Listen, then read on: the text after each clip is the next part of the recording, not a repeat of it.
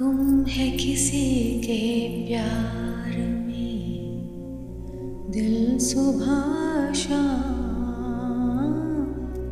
आप भी सोच रहे होंगे ना कि मैं ये गाना स्टार प्लस पर क्यों गुनगुना रही हूँ। दरअसल ये गीत मेरे दिल की बहुत करीब है। इसमें कहीं एक कसक छुपी हुई है, जहाँ प्यार का इजहार तो है लेकिन उसका नाम लेने की इजाजत नहीं।